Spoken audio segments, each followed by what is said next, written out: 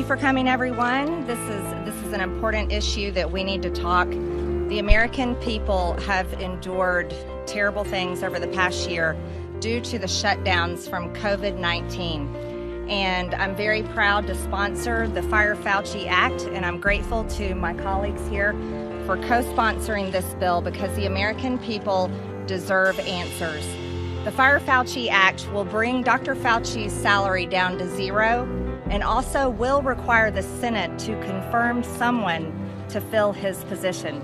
You see, Dr. Fauci was not elected by the American people. He was not chosen to guide our economy.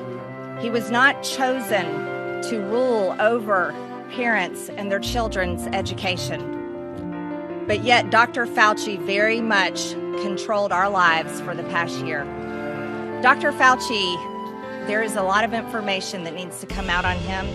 And as you all have seen with the emails that came out, that he owes the American people a lot of answers, but he also owes the world a lot of answers. These are emails that are very important that you all need to make sure that you're sharing with the public because the public has suffered greatly. We got it through the Senate to ask our own intelligence agencies to release the information that we house. And for as much havoc as this has created, not only for our own country, across the world, they are the place that people look to, listen to, where are they at?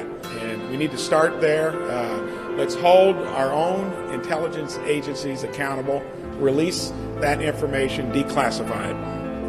And the Chinese were saying that there was no person-to-person transmission. The WTO agreed, and the CDC didn't stand up to them. And that led for me to have a phone call with the CDC.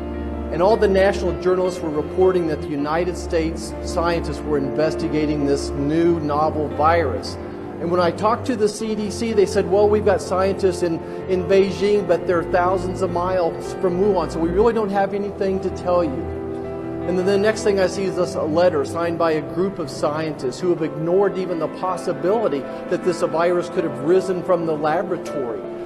And then national journalists, big tech companies, that they work together to suppress this story. They work together to censor those of us who thought that this virus may have originated there.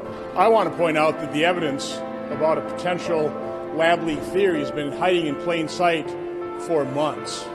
You know, the fact that our federal agencies, under the direction of Anthony Fauci, funded this type of research for years has been laying out there hidden in plain sight for months. Shame on the media, shame on the social media for not paying attention to it, for completely ignoring it.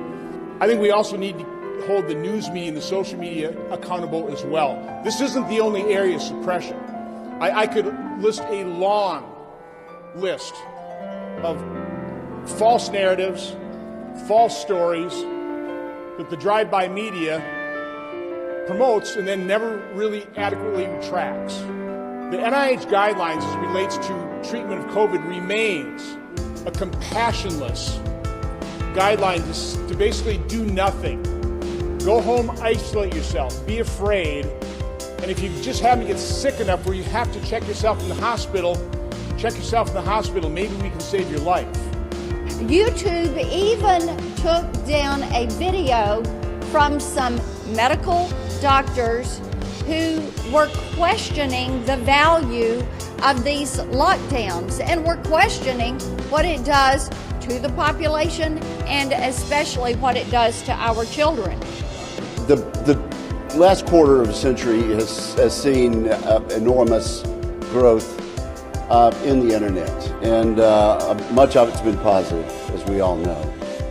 But the result of this quarter century has been that it has allowed a handful of internet big tech platforms to grow enormously large, enormously rich, and enormously powerful to the point where they decide what is the news. They decide what information the public is going to get and what information is going to be blocked.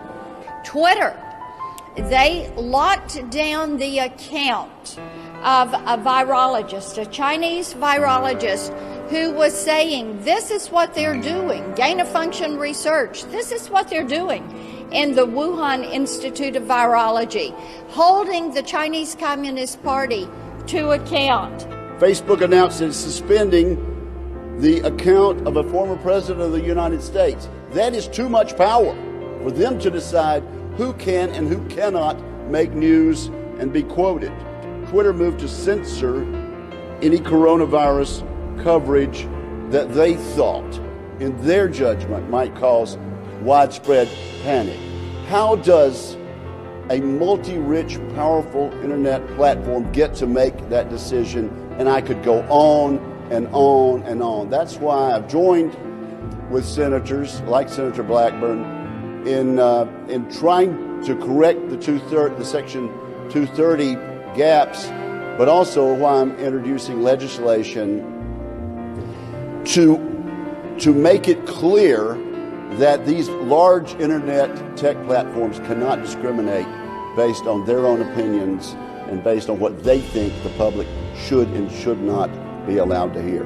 This is a serious, grave threat to freedom and the open exchange of ideas under our Constitution, and I'm glad to stand with these members on this task.